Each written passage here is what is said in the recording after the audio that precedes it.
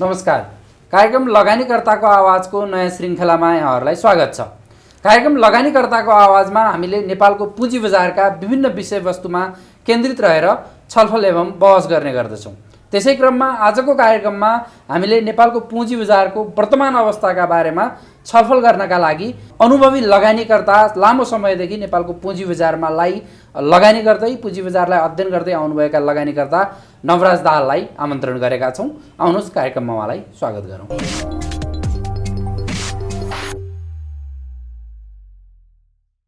स्वागत छ सर कार्यक्रममा। धन्यवाद। जस्तो अब अहिले एकथरी लगानीकर्ताहरूको तर्क अथवा आरोप के छ भने नेपालको शेयर बजार जसरी घटिरहेको छ एउटा नियामक निकायको भूमिका त छँदैछ, यसका साथसाथै यो क्लब हाउस पनि यो शेयर बजार घटाउनमा एउटा महत्त्वपूर्ण भूमिका निर्वाह गर्ने तत्त्व बनेको छ भन्ने आरोप छ।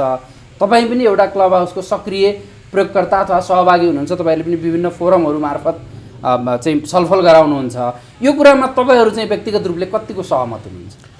अब यस्तो छ किशनजी, अब हामीले चाहिँ कसरी हेर्ने हो भने अहिलेको यो सामाजिक सञ्जालले अथवा जुन यो मिडियाको पहुँचले भनौँ न धेरै हदसम्म मान्छेलाई राम्रो पनि गरेको छ र धेरै हदसम्म मान्छेलाई नराम्रो पनि गरेको छ। क्लब हाउसमा चल्ने कार्यक्रमहरू अरूले के गर्यो, अरूले कसरी गर्यो र अरूले कस्तो तरिकाले गर्दैछ भन्दा पनि इभन मलाई हेर्नुहुन्छ र मेरो कुराहरू सुन्ने जति पनि कुरा सुन्नेहरू हुनुहुन्छ, मैले कहिले पनि स्वार्थको रूपमा अथवा अरूको विरोधको रूपमा अथवा अरूको कुनै सेक्टरको विरोधको रूपमा मैले कहिले पनि त्यो गर्दिनँ।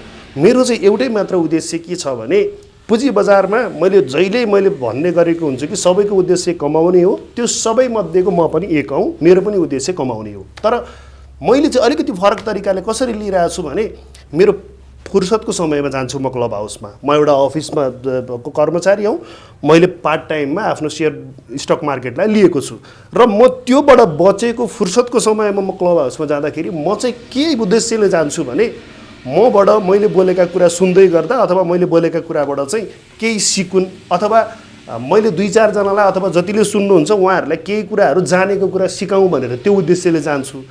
तर त्यहाँ सबैको उद्देश्य त्यो हुन्छ भन्न सकिन्न। त्यहाँ कतिले स्क्रिप्टको बारेमा कुरा गरिरहेका हुन्छन्, कतिले चाहिँ फेरि सिक्ने सिकाउने पसल भन्छु मैले, उहाँहरूलाई तितो लाग्न सक्छ। यथार्थ यही हो, सिक्ने सिकाउने पसलमा चाहिँ ग्राहक खोज्न गइरहेका हुन्छन् कति। यो चाहिँ अब कसले के बोल्छ र को मान्छेले के भन्छ भन्ने कुरा चाहिँ स्वयं जसले सुन्नुहुन्छ उहाँहरूले छुट्याउनु पर्यो। तर म चाहिँ यति चाहिँ म दावाका साथ भन्छु, म कुनै उद्देश्यले कुनै चिजले अथवा अरूलाई हानि पुर्याउने गरी अथवा कुनै स्टकको प्रचार गर्ने गरी अथवा आफ्नो प्रचार गर्ने त्यो उद्देश्य मेरो छैन। मेरो उद्देश्य चाहिँ मैले जानेको कुरा अरूले सिकुन् भन्ने नै मेरो उद्देश्य हुन्छ क्लब हाउसमा। तपाईँहरूले अथवा सबैले भन्दाखेरि के भनिन्छ भने बजारलाई स्वतन्त्र ढङ्गले चल्न दिनुपर्छ, इन्डिपेन्डेन्ट ढङ्गले बजार चाहिँ माग र आपूर्तिको सिद्धान्तमा चल्न दिनुपर्छ भन्ने मान्यता त राखिन्छ। तर त्यो क्लब हाउसमा हुने विभिन्न छलफलले बजारलाई के प्रभावित चाहिँ पार्दैन र? त्यो चाहिँ लगानीकर्ता कतिको सचेत छ, लगानीकर्ताले कतिको बुझ्छ, उसले कतिको अध्ययन गर्छ। एउटा कुरा म के भन्छु भने स्टक मार्केट सजिलो ठाउँ होइन। स्टक पुँजी बजार यो जुन हामीले सेकेन्डरी मार्केटमा, अझै स्पेसली सेकेन्डरी मार्केट त यति रिस्क भएको ठाउँ हो, यहाँ धेरै गाह्रो छ खेल्नलाई।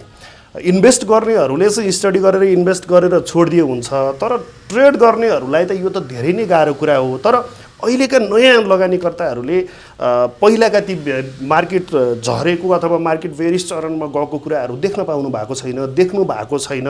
अनि उहाँहरूलाई चाहिँ एक हाल्यो भने दुई हुन्छ, दुई हाल्यो भने चार हुन्छ भन्ने हिसाबमा कतिले भन्नुहुन्छ म जागिर छोडेर लागेको थिएँ, अहिले बजार घट्यो अब के गरौँ, जागिर छोडेर पनि आइसक्नु भएको छ कतिले ऋण लिएर हाल्नु भएको छ, ऋण बुझाउने बेला भइसक्यो। इभन 2-3 दिन अगाडिको कुरा हो। अब तपाईँको एउटा कहाँ 50-60 लाखको जग्गा किनेर जग्गा बैना गरेको कुन चाहिँले सुनाइदिएछ स्टक मार्केटमा हाल्यो भने यो 50 को 70 हुन्छ, 20 तला नाफा हुन्छ, त्यसपछि जग्गा भएन, अहिले त्यो पैसा घटेर 30 लाखमा आयो भनेर मलाई मेसेज आइरहेछ। उहाँको नाम मैले अब पब्लिक गर्दिनँ। भनेपछि यस्तो चिजहरू हुन्छ। यो पुँजी बजारमा चाहिँ यति रिस्क भएको ठाउँ छ। यो ठाउँलाई चाहिँ हामीले नबुझिकन कसैले क्लब हाउसमा भनिदिएला, कसैले भाइबर ग्रुपमा लेखिदिएला, होइन, कसैले फेसबुकमा लेखिदिएला, त्यो गर्दै गर्दा अब कतिपय ठाउँमा मैले भनौँला, तर मैले भन्ने बित्तिकै भोलि गएर अर्डर प्लेस गर्ने होइन। एकचोटि क्रस चेक चाहिँ गर्न सक्नुपर्छ है। यदि नजान्ने हुनुहुन्छ अथवा स्टक मार्केटको बारेमा नबुझेको कोही नयाँ लगानीकर्ता हुनुहुन्छ र हामीसँग सहायता माग्नुहुन्छ भने उहाँलाई हामीले स्क्रिप्टै भनिदिन्छौँ।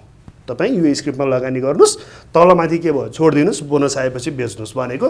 जसले 10% 12%मा फिक्स्ड डिपोजिटमा राख्नु भएको छ उहाँको पैसा 25-30% डिभिडेन्ड दिने ब्याङ्कमा जम्मा गरिदिँदाखेरि त्यो हामीलाई पाप लाग्दैन, त्यो हामीलाई धर्म हुन्छ। त्यस्ता मान्छेहरूलाई चाहिँ अरूको कुरा सुने भन्न पनि मिल्छ। तर जो आज अलिकति पढेका युवाहरू अथवा अलिकति त्यही हिसाबमा अध्ययन गर्न सक्ने युवाहरू यो कुरामा चाहिँ अरूले भन्यो अनि अरूले भनेको मैले गरेँ भनेर अरूलाई दोष दिनु यो म चाहिँ उचित ठान्दिनँ। यति पनि म एउटा के पनि अर्को कुरा पनि म के जोड दिन्छु भने विदेशमा गएर MBA गरेर आएका हुन्छन्, त्यसपछि तपाईँको यहाँ पनि चार्टर अकाउन्टेन्टहरू CA बनेकाहरू छन्, तैपनि ब्याङ्कमा काम गर्ने ब्याङ्कर्सहरू हेर्नु, उनीहरू त इकोनोमिक्समा त यो अर्थतन्त्रकोमा त एकदम एक्सपर्ट हुनुहुन्छ नि त, तैपनि 50-60 हजारको जागिर खाएर बस्नु भएको छ नि त। यदि पुँजी बजार यो स्टक मार्केट त्यति रिक्सै थिएन, यहाँ 1 लाख र 1.5 लाख दिनमै हुन्थ्यो भने उहाँहरू त जागिर छोडेर सबै यो आउनुपर्ने नि त। यहाँ त पैसाको खेल हुने हो भने त पैसा लगानी गर्ने बित्तिकै प्रतिफल चाहिँ 100% छ भन्ने हो भने त मैले पनि जागिर खाइराख्नु जरुरी भएन। यो होइन, यो क्षणिक लाभ पाउनले गर्दा जो बाटो छ, जो चलाक छ, उसले सर्ट टर्ममा प्रफिट बुक गरेर उटाप कसिसक्छ। तर जो चाहिँ अरूको कुरामा जस्तो क्लब हाउसले मलाई बिगार्यो अथवा मलाई भाइबरले बिगार्यो अथवा व्हाट्सएपले बिगार्यो अथवा यी विभिन्न चाहिँ सामाजिक सञ्जालमा एकदमै छाउने यी काका मामा माइजू यी अनेक फेक अकाउन्टहरू यिनीहरूले चाहिँ बजारलाई बिगारेका छन्। तिनीहरूले चाहिँ कस्ता मान्छेलाई बिगारेका छन् भने जस्ता मान्छेले कुरा बुझ्न सकेका छैनन्, आफूले अध्ययन गर्न सकेका छैनन्। तर मेरो चाहिँ प्राथमिकता के हो भने कसैलाई यो स्टक किन भनेर स्टकको नाम नदिउँ, बरु त्यो सेक्टर छान्ने कसरी, कम्पनी छान्दा हेर्ने के हो त्यो कुरा बुझाइदिएपछि त उनीहरू आफैले छान्न सकोस् न। हाइड्रोमा लगानी गर्दा हाइड्रोका के चिजहरू हेर्ने, त्यसका प्रोजेक्टहरू के छन् त्यो कुराहरू कसरी हेर्ने, ब्याङ्कमा लगानी गर्दाखेरि फन्डामेन्टल एनालाइसिस कसरी गर्ने, त्यसका इन्डिकेटरहरू हामीले के हेर्दा हुन्छ।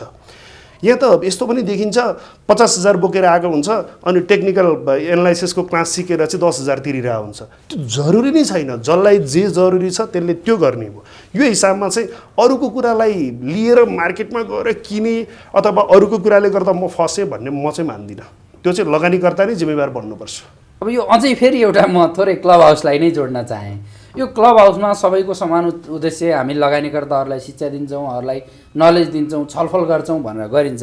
तर यो राति क्लब हाउसमा बाजाबाज हुने अवस्था चाहिँ किन आउँछ? यो तपाईँको पनि 1-2वटा कुराहरू तपाईँहरूको पनि विभिन्न समूहसँग भएको बाजाबाज पनि सामाजिक सञ्जालहरूमा देखिएका थिए। यो अवस्था चाहिँ किन आउँछ?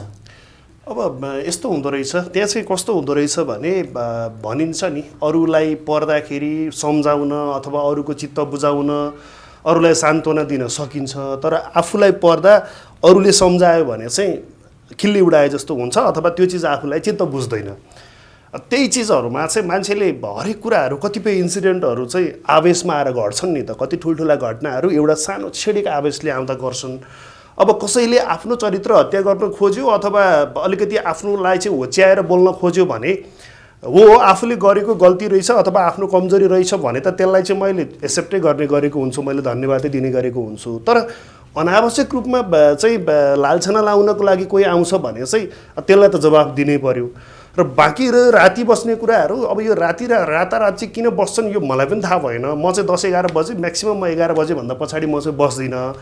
तर हो तपाईँले भने जस्तै भोलिपल्ट युट्युबमा अहिले त क्लब हाउसमा बोलेको पनि युट्युबमा लाइभ हाल्नेदेखि रेकर्डिङ दुनियाँ गर्दाखेरि भोलिपल्ट चाहिँ एकदमै बाजाबाज त्यो भएको देखिन्छ। तर म त भन्छु हामी पुँजी बजारमा लगानी गर्ने मान्छे भनेको अलिकति शिक्षित मान्छे हौँ, अलिकति बौद्धिक मान्छे हौँ। त्यो तरिकाले त्यसरी बाजाबाज गर्नु अथवा त्यो तरिकाले गर्नु राम्रो मानिन्न यो, किनकि हामी यदि त्यो गरियो भने त हामी एउटा बौद्धिक वर्ग हौँ अथवा हामी अध्ययनशील मान्छे हौँ। हामी पुँजी बजारमा के हेरेर लगानी गर्छौँ त? जब हामीले आफूलाई तर कहिलेकाहीँ चाहिँ अनावश्यक यस्ता मान्छेहरू आइदिन्छन् जसको उद्देश्य नै त्यहाँ झगडा गराउनु हुन्छ अथवा झगडा गर्नुहुन्छ अथवा कतिलाई चाहिँ अलि नाम चलेका मान्छेसँग विवाद गरेर आफू चर्चामा आउनुपर्ने हुन्छ। त्यसको लागि पनि गर्छन्। त्यो बेलामा चाहिँ अब कहिलेकाहीँ जवाफ दिँदाखेरि त्यो भएको हुनसक्छ, त्यसलाई मैले सामान्य मान्छु। अहिलेको बजार चाहिँ जसरी यो निरन्तर ओह्रालो यात्रामा लागिरहेको छ बजार, अब यसमा चाहिँ विभिन्न लगानीकर्ताहरूले, सङ्गठनले अथवा विभिन्न विश्लेषकहरूले यो बजार घट्नुको मुख्य कारण चाहिँ राष्ट्र ब्याङ्कको कर्जा सीमा नै हो, यसैका कारणले बजार घट्यो, यसलाई सच्याउनु पर्छ भनेर विभिन्न फोरमहरूमा भनिरहँदा चाहिँ तपाईँले चाहिँ विभिन्न माध्यमबाट आई एम विथ एनआरबी भन्दै आफ्नो विचार व्यक्त गरिरहनु भएको छ। यसरी यो बजार घटाउने नीतिको समर्थनमा चाहिँ तपाईँ किन? यो तपाईँले बजार घटाउने नीति भन्नुभयो, यो बिल्कुलै होइन है, यो बजार घटाउने नीति होइन। म आज पनि भन्दैछु, राष्ट्र बैंकको यी तपाईँहरूको मिडिया मार्फत भन्छु, राष्ट्र बैंकले जे निर्णय लिएको छ त्यो एकदमै लगानीकर्ताको हितमा रहेर लिएको छ। यो कसैलाई काखा अथवा कसैलाई पाखा भनेर यो निर्णय लिएको होइन। धेरै साथीहरूले राष्ट्र बैंक के हो, राष्ट्र बैंकको जिम्मेवारी के हो, राष्ट्र बैंकले गर्ने के हो, त्यो कुरा नबुझिकन चाहिँ तपाईँलाई म एउटा सानो उदाहरण दिन्छु, यसबाट तपाईँलाई अझ क्लियर हुन्छ होला। अहिले तत्काल आएको न्युज, एउटा न्युज के थियो भने कुलमान घिसिङले गर्दा इन्टरनेटको मूल्य बढ्यो भनेर। यो मिडियाहरू पनि एकदम हुन्छ नि, यो मिडियाको लेखाइ, म त मिडियाहरू पनि तपाईँलाई चित्त दुख्ला त्यो फरक कुरा हो, तर यति मिडियाहरूले यति बदमासी गर्छन्, यस्तो यस्तो चिजहरू कम्युनिकेट गरिदिन्छन्, यस्ता यस्ता हेडलाइनहरू राखिदिन्छन्, त्यो पत्यारै नलाग्ने कि कुलमान घिसिङले गर्दा इन्टरनेटको शुल्क बढाए भनेर जुन एउटा अहिले जताततै भाइरल बनाएका छन्। तर ती मिडियाहरूले यो लेख्नुपर्ने हो कि ती इन्टरनेट प्रदायक संस्थाहरूले चाहिँ जनताबाट त शुल्क उठाइसकेका छन्, हामीबाट त इन्टरनेटवालाले पैसा लिइसकेको छ नि त, उसले त त्यो पोल भाडा चाहिँ जोडेर लिएको छ नि त, उसले विद्युत प्राधिकरणलाई पोलको भाडा किन तिर्दैन त हामीबाट लिएर पनि? मिडियाले निकाल्नु लेख्नुपर्ने चाहिँ त्यो थियो नि त, फलाना फलाना इन्टरनेट प्रदायक कम्पनीहरूले चाहिँ जनताबाट पैसा उठाए तर सरकारको विद्युत प्राधिकरणलाई चाहिँ दिएनन् भनेर त्यो लेखिँदैन यहाँ। यो अहिलेको 4-12को सीमा पनि यही नै हो। राष्ट्र बैंकले पुँजी बजारलाई अथवा स्टक मार्केट, हाम्रो सेकेन्डरी मार्केटलाई छोएको पनि छैन, चलाएको पनि छैन। राष्ट्र बैंक भनेको त तपाईँ हामीले जति पनि वित्तीय कारोबार गर्छौँ, तपाईँ हामी सबैको रेकर्ड भनेको त राष्ट्र बैंकमै हुन्छ नि त। राष्ट्र बैंकले नभएको चिज के होला र भन्नुहोस् त हाम्रो अवस्थाको बारेमा।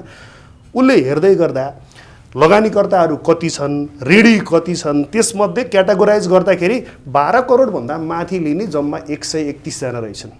त्यो पनि राष्ट्र अस्ति यो मैले यो यसलाई स्टडी गरेर नै मैले बोलेको हो, म यत्तिकै बोलेको होइन। जम्मा 131 जना व्यक्ति चाहिँ 12 करोडभन्दा माथि लिने।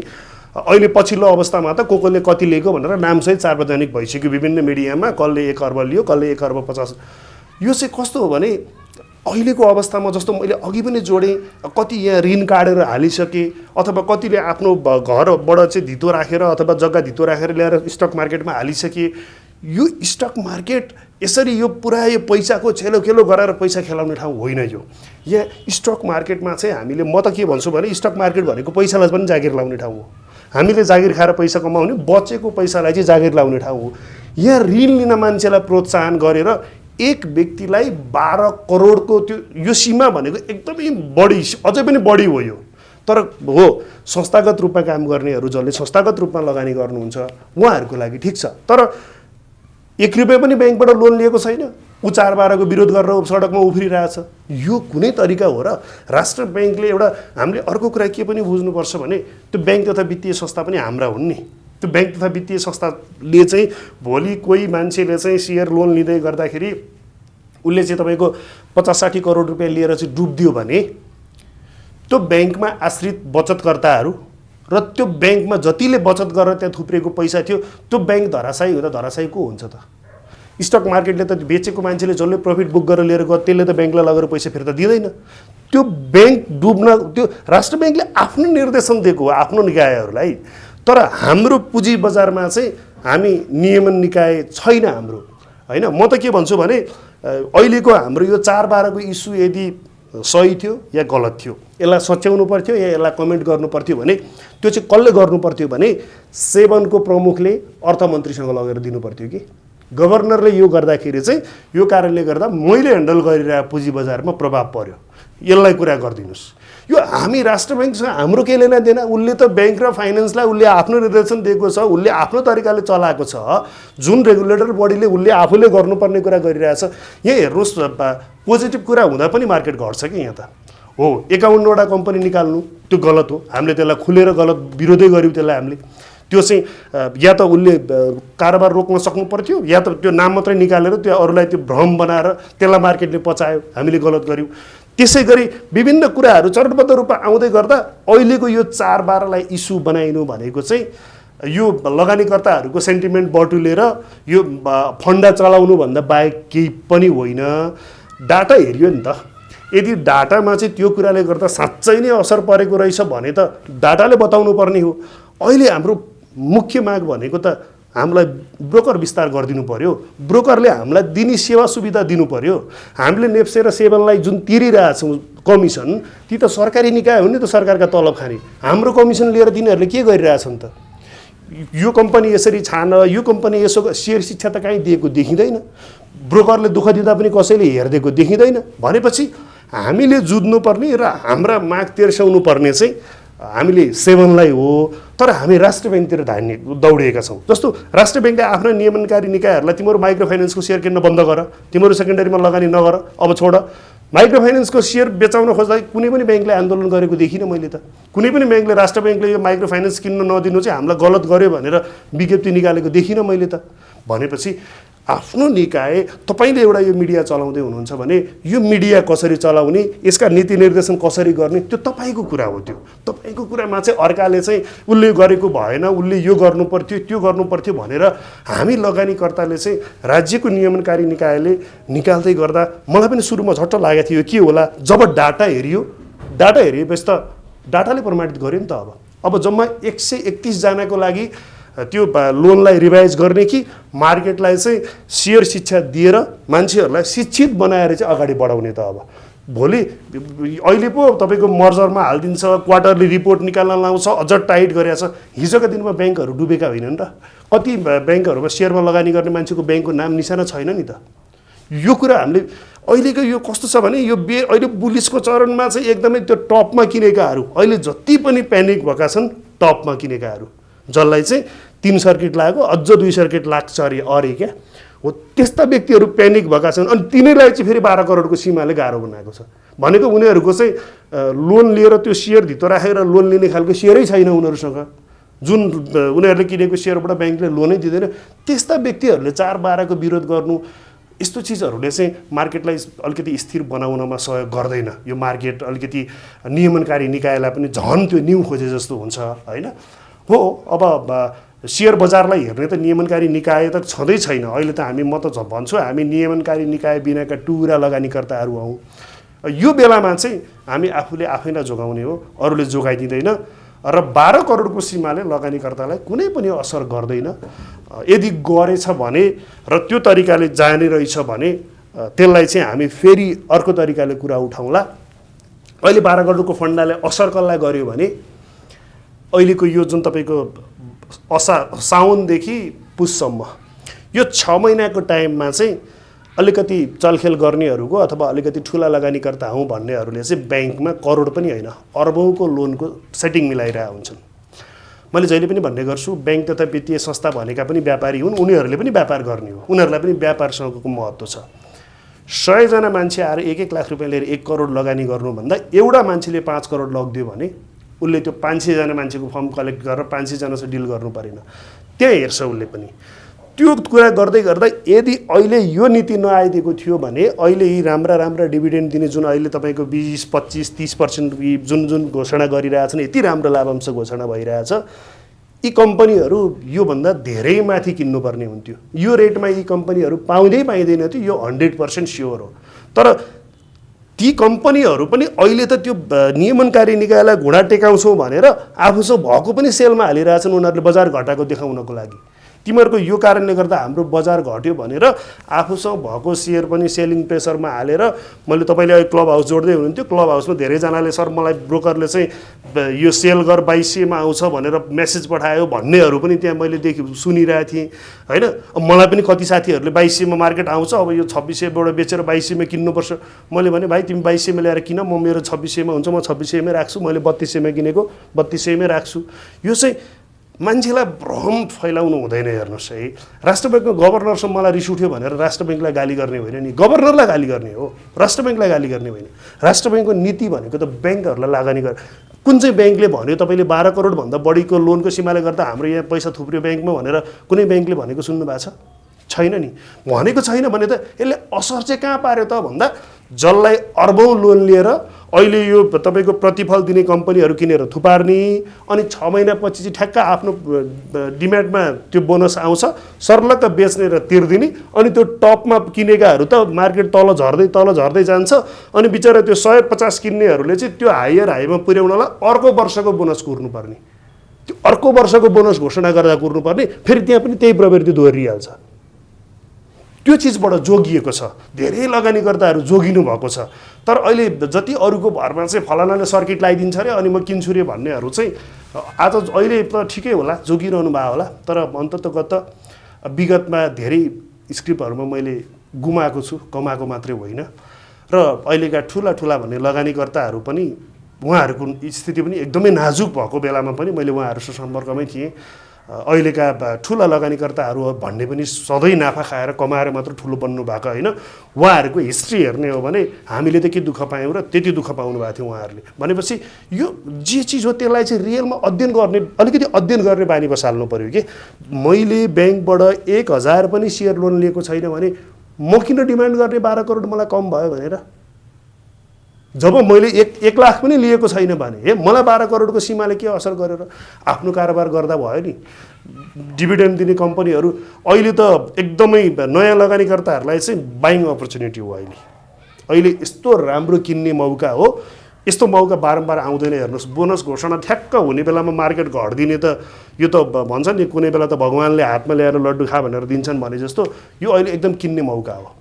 तर बोनस दिने कम्पनीहरू हिजो माइक्रो फाइनेन्सको नीति ल्याउँदा पनि तपाईँको 50% रिजर्भमा राख्नुपर्ने कुरा ल्याउँदा पनि त विरोध भयो नि। त्यो बेलामा पनि त मार्केट घटायो नि 2-3 दिन होइन। त्यो बेलामा यो भनेको थिएन कि माइक्रो फाइनेन्सले बोनस बाँड्न नपाउने। उसले के भनेको थियो भने तिमी आफ्नो खल्ती रित्तो बनाएर नबाँड, 20% तिमी बाँड, यदि 20बाट 30 दिन्छौ भने तिमीले त्यो 10% को चाहिँ या त 5% घटाएर 25 देऊ, 5 रिजर्भमा हाल, होइन भने अर्को 10 चाहिँ तिमी 40% दिने बराबर तिम्रो हैसियत हुनुपर्छ, त्यो 50% चाहिँ लगेर तिमीले रिजर्भमा हाल।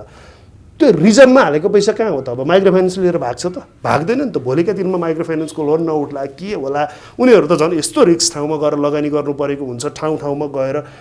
यो कुराहरूमा चाहिँ आज माइक्रो फाइनेन्सले 30%, 20%, 25% घोषणा गरिरहेछन् त, कति राम्रो लाभांशहरू दिइरहेछन्। भनेपछि जुन चिजमा पनि गलत के विद्युत नियमन निकायले निकालेको नोटिस लगानीकर्ताहरूलाई यति राम्रो नोटिस थियो। त्यो जुन विद्युत नियमन निकायले निकाल्यो, लगानी गर्दाखेरि नेटवर्थ हेर्नुहोस्, प्रोजेक्ट के भइरहेछ त्यो हेर्नुहोस्, पिपिए हेर्नुहोस् भनेर निकालेको 2 दिन मार्केट घट्यो। मलाई त कहिलेकाहीँ त अचम्म लाग्छ कि यो के भइरहेछ। यो जस्तो तपाईँले भन्नुभयो कि यो राष्ट्र ब्याङ्कको नीति चाहिँ लगानीकर्ताको लागि राम्रो छ, लगानीकर्ता मैत्री छ।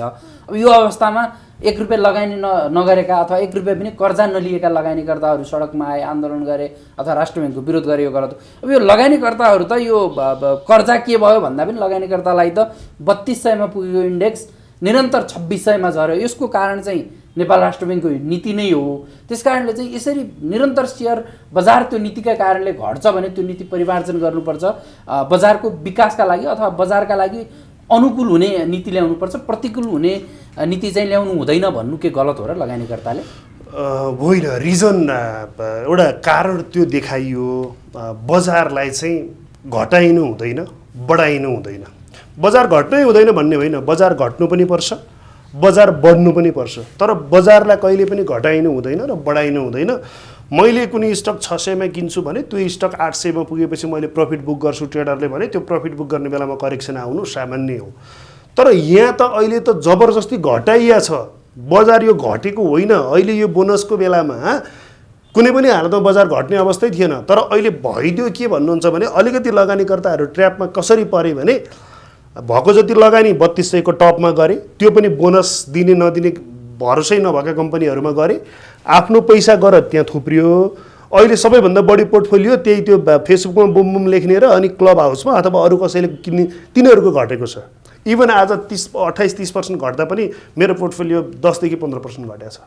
त्योभन्दा बढी घटेको छैन मेरो। बढ्दा पनि मेरो त्योभन्दा त्यो जसरी त्यो त्यस्ता कम्पनीहरूलाई बढाइन्छ त्यसरी बढ्दैन होला। मैले 3200 इन्डेक्स पुग्दै गर्दा किन्न मात्रै जानेर हुँदैन, बेच्न पनि जान्नुपर्छ है भनेर मैले लेख्दाखेरि मलाई बजार घटाउनको लागि लेखो भन्ने आरोप पायो। तर मैले के भनेको थिएँ भने यदि वित्तीय अवस्था कमजोर भएका र बोनस नदिने खालका कम्पनीहरू ट्रेडरले चलाएका कम्पनीहरू बेचिरहेछौ भने चाहिँ प्रफिट बुक गर है। अब चाहिँ बोनस खाने बेलामा बोनस खाने कम्पनी किन्न जानुपर्छ। अब ट्रेडरहरू पनि सिफ्ट हुन्छन्। मैले बारम्बार क्लब हाउसमा कतिचोटि भनेको थिएँ कि ट्रेडरहरूले चलाएका स्क्रिप्टहरू विगतको डिभिडेन्ड हिस्ट्री हेरेर प्रफिट बुक गर्नुहोस्।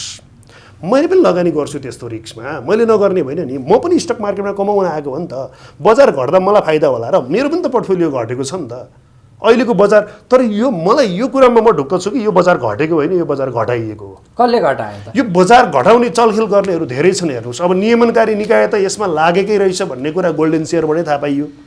हेर्नुहोस्, नियमनकारी हाम्रो नियमनकारी निकाय नै गतिलो नभएपछि अरूले त जे पनि गर्न खोज्छन् नि। तपाईँको एउटा मिडिया हाउसमा एउटा नियम बनाएको हुन्छ अनि त्यो जसले नियम बनाउँछ त्यही मान्छेले चाहिँ जे पनि बोल्दै हुन्छ। हाम्रो मिडियामा जसलाई पनि ल्याए हुन्छ, जे पनि बोल्दै हुन्छ भन्यो भने त तपाईँले जसलाई पनि ल्याउनुहुन्छ, जे पनि बोलिदिनुहुन्छ नि त। तर नियमनकारी निकाय चाहिँ सजग भएर हामी अनुशासित हुनुपर्छ र अरूलाई पनि अनुशासनमा राख्नुपर्छ भन्ने कुरा त देखिएन यहाँ।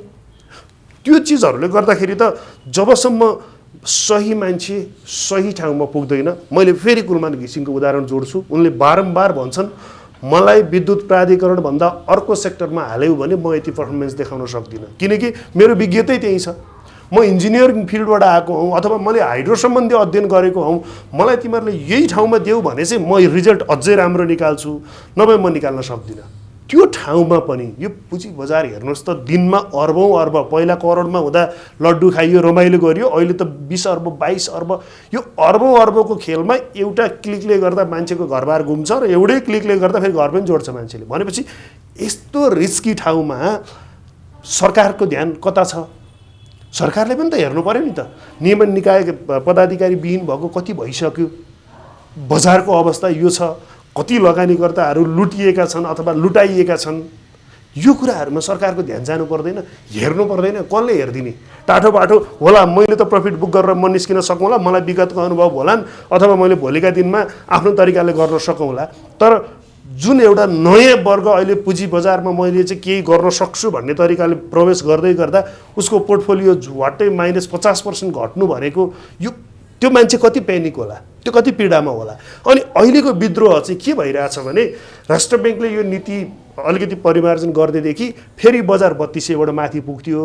अनि त्यो बेच्नु पाएदेखि चाहिँ म जिन्दगी मार्केट छिर्दैन थिएँ भन्ने मान्छेहरूको जमात धेर छ अहिले। त्यो चाहिँ छ। त्यो चाहिँ धेरैजनाले भन्नुहुन्छ सर मेरो सामा मात्रै आउने भए पनि म चाहिँ अब चाहिँ स्टक मार्केटमा म छिर्दिनँ। तर त्यो किन भयो त भन्दाखेरि पहिला लगानी गर्नुभन्दा पहिला दुःख गरिएन। दुःख नगरी त के हुन्छ र हजुर? हामीले अहिले यो तपाईँलाई मिडियामा काम गर्न, मलाई एउटा कुनै अफिसमा काम गर्न कति दुःख गरेका छौँ हामीले, कति दुःख भोग्नुपर्छ। अरूको काम गर्न त्यति सजिलो छैन नि त। स्टक मार्केट त्यति सजिलो थियो, अनुभवले काम गर्थ्यो भने त सुइसी गरे भइहाल्थ्यो नि त। अनुभवले काम गर्दैन। हेर्नुहोस्, यहाँ चाहिँ एउटा के देखिन्छ भने पुराना लगानीकर्ताहरूलाई चाहिँ अहिलेका नयाँ लगानीकर्ताहरू जो मार्केटमा हुनुहुन्छ उहाँहरूले गाली गरेको देखिन्छ। खालि ब्याङ्क मात्रै भन्छन्, खालि ब्याङ्क मात्रै भन्छन्। तर उहाँहरूलाई पनि हामीले गाली गर्नु हुँदैन। उहाँहरूलाई हामीले सम्मान गरेर उहाँहरूबाट हामीले उहाँहरूको अनुभव सुन्नुपर्छ र हामीले सिक्नुपर्छ विगतमा के थियो र अहिले के हो। किनकि यो तपाईँहरूको यो जुन अहिलेको इन्डेक्स हेर्दाखेरि धेरै साथीहरू भन्नुहुन्छ 1143बाट 3200 पुग्यो इन्डेक्स, 1143बाट 3200 इन्डेक्स। तर उहाँहरूले त्यो अध्ययन गर्नुहुन्न के। यदि अध्ययन गरेको भए 1132बाट 3200 पुग्यो भन्नुहुन्न थियो कि उहाँहरूले। 1143 इन्डेक्स हुँदाखेरि कतिवटा कम्पनी लिस्टेड थिए, त्योभन्दा पछि कति कम्पनी थपिए। कम्पनी थपिएपछि त पक्कै पनि त्यसको नेप्सेमा इन्डेक्स त त्यसको त अङ्क त बढ्छ होला नि, अलिकति त्यसले आफ्नो भाग त लिन्छ होला नि त। 1143 हुँदा हाइड्रोहरू 48-50 थिए कि हाइड्रोको मूल्य 48-50 हो त?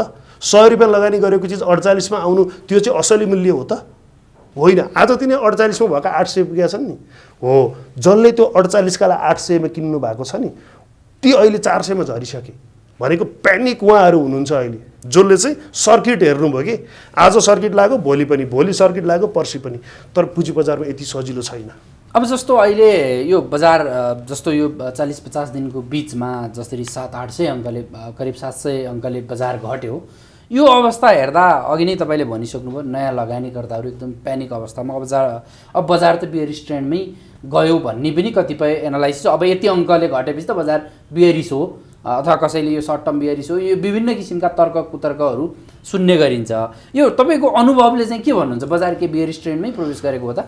बजार भेरी स्ट्रेनमा प्रवेश गरेको होइन। असली बुल हामीले देख्न बाँकी नै छ, असली बुल आउन बाँकी नै छ। तर जबरजस्ती बजारलाई बेरिसमा गयो भनेर चाहिँ मान्छेलाई प्यानिक बनाएर लगानीकर्तालाई तर्साउने काम गरिँदैछ। त्यो तर्साउने काममा चाहिँ नियमनकारी निकाय सबैभन्दा पहिला छ। एक नम्बरमा चाहिँ नियमनकारी निकाय नै छ, जो कहिले सेलमा एओएन राखिदिन्छ, बाईमा एओएन हटाइदिन्छ। त्यसको बेलामा उसलाई कुनै केही हेर्नु पर्दैन, एकजनाले फोन गरेको भरमा अथवा रातारात गरिदिन्छ। त्यसको लागि उसलाई कुनै विधेयक पनि संशोधन गर्नु पर्दैन, नियम पनि बनाउनु पर्दैन, केही पनि मिटिङ पनि बस्नु पर्दैन इभन। अनि बजारलाई अलिकति दिगो बनाउने चिजमा चाहिँ केही चिज थप न, त्यो बरु एओएन हटाउनुभन्दा बरु त्यसलाई चाहिँ 10,000 5,000 भन्दा बढी अर्डर हाल्नु नमिल्ने बनाइदेऊ न भन्दा चाहिँ त्यो काम गर्दैन। अनि ब्रोकरको कुरा त अब कुरै छोड्नुहोस्, अहिले ब्रोकर त त्यो दुध दिने गाईको लात्ती सहनुपर्छ भनेर एउटा उखान हुन्छ नि, भनिन्छ नि हामी सबैले। तर दुध दिने गाईको लात्ती सहनुपर्छ भन्दा यहाँ चाहिँ कस्तो छ भने दुध दिएर पनि लात्ती खानुपर्छ कि। ब्रोकरलाई चाहिँ यति हाम्रो पैसा दिएर पनि लौ न हजुर मलाई कारोबार गर्ने अवसर दिनुहोस् अथवा लिमिट बढाइदिनुहोस्, हिजो आजको दिनमा यो यस्तो बजार घटिरहेछ, किन्ने मौका दिएको छैन, सबै प्रायःजसो सबै लगानीकर्ताको कोलाटर जिरो गरिदिएको छ। भन्छ ब्रोकरले क्यास डिपोजिट गर, जसले चेकमा दिइरहेको थियो। उहाँहरूले जुन चेकमा त्यो चेक राखेर दिएको उधारो अथवा 1:4 1:3 जुन दिइरहेको थियो त्यो पनि हटाइदियो। भनेपछि सबै लागेर के ब्रोकरलाई पनि, ब्रोकर र ठुला लगानीकर्ता स्पेसल्ली, अब लगानीकर्ता साना ठुला हुँदैनन्, तर ठुलो पुँजी लगानी गर्ने लगानीकर्ता र ब्रोकर चाहिँ यिनीहरू चाहिँ एकदम साँठगाँठै छ यिनको चाहिँ। अहिले यो तपाईँको एउटा कसैले तपाईँहरूको खोज पत्रकारिताले यदि गर्न सक्नुहुन्छ भने यी ठुला लगानीकर्ता भन्नेहरूको कुन कुन ब्रोकरबाट कारोबार भएको छ, उनीहरूले T+2 लाई फलो गरेका छन् कि छैनन्, यति कुरा तपाईँहरूले मिडिया बाहिर निकालिदिनुहोस्, सबै कुरा छर्लङ्ग हुन्छ। यहाँ ठुला लगानीकर्ता भनाउँदाहरूले महिनौ उधारो चलाइदिने ब्रोकरको सेयर किन्ने, महिनौ त्यही सेयर बेचेर पैसा तिर्ने। तर साना लगानीकर्ताको चाहिँ बेचेको पैसा पनि ब्रोकरले नहालिदिने भनेको ब्रोकर र ठुला लगानीकर्ता बिचको जुन त्यो बिचको दूरी हुन्छ त्यसलाई त तपाईँको ब्रोकरले त सिडिएसले त ब्रोकरलाई त मान्दैन, ब्रोकरले सिडिएसलाई त तुरुन्तै तिर्नु पर्यो पैसा। भनेपछि त्यो फन्ड एरेन्ज गर्न चाहिँ उनीहरूले चाहिँ सानातिना लगानीकर्तालाई प्यानिक बनाइदिने, पीडामा हालिदिने उनीहरूलाई। अनि कहिलेकाहीँ त यस्तो पनि भनेको सुनिन्छ कि मलाई अब त्यो मेसेज आउँछ, सर 5 लाख रुपियाँ लिनुपर्ने 2.5 लाख हाल्थ्यो, 2.5 लाख चाहिँ अहिले अलिकति फन्ड हाम्रो टाइट छ भने। ए बाबा उसको फन्ड टाइट हो त त्यो बेच्ने लगानीकर्तालाई के मतलब? बेच्ने लगानीकर्ताले 5 लाख बेचेपछि त उसले 5 लाख रुपियाँ दिनु पऱ्यो नि त, उसले तिरेर बेचिसकेपछि त। भनेपछि यति कुरा गरे पुग्छ। यी ठुला लगानीकर्ताहरूलाई ब्रोकरले मालिक मानेको छ अनि उनीहरूले ब्रोकरलाई संरक्षण गरिदिएका छन्। आज बजार घटेको कति समय भयो, विभिन्न आन्दोलनहरू चले, आन्दोलनहरूका कुराहरूमा नि मैले 18 बुँदे साथीहरूको मागमा 10वटा भन्दा बढीमा मेरो समर्थन छ, त्योभन्दा बाँकी केही बुदाहरूमा मेरो असमर्थन छ। जुन चिज राष्ट्र ब्याङ्कसँग रिलेटेड, गभर्नरको राजीनामा माग्ने हामी लगानीकर्ताले होइन, त्यो हाम्रो ड्युटी होइन। अर्थमन्त्रीको राजीनामा माग्ने हाम्रो काम होइन, त्यो बजारले, अर्थतन्त्रले। यहाँ त अर्थमन्त्रीले त तपाईँको 7 को हाकिमलाई र राष्ट्र ब्याङ्कको गभर्नरलाई टार्गेट दियो भने त बाबा यो पुँजी बजारबाट मलाई कति आउँछ सरकारलाई कर, काम दिनु पऱ्यो नि त। तिनीहरू अहिले यो नियमनकारी निकायका मान्छेहरू चाहिँ ओपन बुल, छाडा छोडेका साँडेहरू के, यिनलाई केही कमिसन पनि खान पाएकै छ भनेको, हामीले जुन तिर्छौँ त्यो कमिसन पनि खान पाएकै छ, सरकारबाट तलब पनि आएकै छ, आनन्दले जागिर पाएकै छ। भनेपछि उनीहरूलाई पनि कामको, जसरी म आज एउटा प्राइभेट अर्गनाइजेसनमा काम गर्दैछु, मलाई पनि मेरो इयरली टार्गेट हुन्छ। ब्याङ्कमा काम गर्ने ब्याङ्कका ब्रान्च म्यानेजरहरूलाई कति कलेक्सन गर्छस्, कति ऋण, त्योबाट तेरो ब्रान्चबाट कति प्रफिट लिन्छस् तैँले भन्ने त्यो टार्गेट दिएको हुन्छ। त्यो भएर आज सक्सेस भएका छन्, त्यो भएर उनीहरूको बिजनेस बढेको छ। यहाँ त टार्गेट छैन। हेर्नुहोस् राष्ट्र ब्याङ्कलाई कति दबाब छ, राष्ट्र ब्याङ्कलाई त दबाब छ नि त। उसका ब्याङ्कहरू अलिकति मात्रै ब्याङ्कले तलमाथि गरिदियो भने त भोलि करोडौँ मान्छेहरूको त बेहाल हुन्छ। भनेको यो पुँजी बजारमा चाहिँ यी पैसा धेर भएर आएका हुन्छन्, यिनले जता लगानी गरे पनि यी सब पैसा छन् भनेर राज्यले पनि यसलाई एकदमै सिरियस रूपमा लिएन। लगानीकर्ताको बिचमा चाहिँ ब्रोकरहरूसँग पनि मैले एकदम नजिक बसेर, धेरै ब्रोकरहरूसँग मैले नजिक बसेर कुरा गरिरहेको हुन्छु। ब्रोकरहरू पनि पीडामा छन्। ब्रोकरहरू पीडामा कसरी छन् भने ती ठुला भनाउँदाहरूले उनीहरूलाई पीडा बनाइदिएका हुन्छन्। अब अलिकति टाइट गरिदियो, ट्रेडिङ गरिदिँदैन। ब्रोकरले कमाउनु त ट्रेडिङबाटै हो, त्यही कमिसन र डिपी फीबाटै हो, त्योभन्दा अरू त केबाट कमाउँछ र? तर ती ठुला लगानीकर्तालाई अलिकति ब्रोकरले पेलिदियो, भोलि फेरि ब्रोकर विस्तार गरिदे भनेर ठुला लगानीकर्ता जान्छन् भन्ने पीडा उता त्यताको डर हुन्छ। भनेपछि यो यस्तो ब्यालेन्स मिलाएर यिनीहरूले चाहिँ जुन नर्मल साना लगानीकर्ताहरूलाई अथवा सानो पुँजी भएका मान्छेहरूलाई ट्र्यापमा हालेका छन्, यो कुरा चाहिँ खेल ठुलो छ। यो भित्र, यो जालोभित्र छिर्नु एकदम गाह्रो छ। यो थोरै म फेरि तपाईँको व्यक्तिगत कुरा जोड्न चाहे। तपाईँको एउटा स्वभावले तपाईँ एकदम खरो स्वभावको हुनुहुन्छ, त्यसै अनुसार सामाजिक सञ्जालमा विभिन्न माध्यममा बोल्नुहुन्छ भने त्यस कारणले विभिन्न विवाद पनि भइरहन्छ।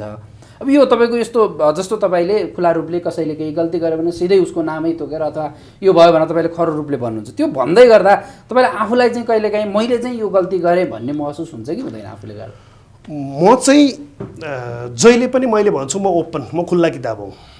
मलाई पढ्नुस्, चित्त बुझेन भने यो तैँले यो गल्ती गरिस् भनेर मलाई भनिदिनुस्। म मेरो गल्तीलाई चाहिँ म सच्याएर म सुधार गरेर हिँड्छु। मैले 3टा चिज हेर्छु जहिले पनि। हामी मान्छेबाट हुने 3टा चिज भनेको इरोर, मिस्टेक र इग्नोर। इरोर जुन चिज मैले थाहा पनि पाउँदिनँ, मैले थाहा नपाई भइरहेको हुन्छ, त्यो चिजलाई चाहिँ अरू कसैले देखाइदियो भने मैले त्यसलाई सच्याउनुपर्छ, म सचेर अगाडि बढ्नुपर्छ। मिस्टेक जुन चिज मलाई मान्छेले देखाइदियो तै पनि म त्यही गरिरहेको छु भनेको त्यो मैले जानी जानी गरिरहेको छु।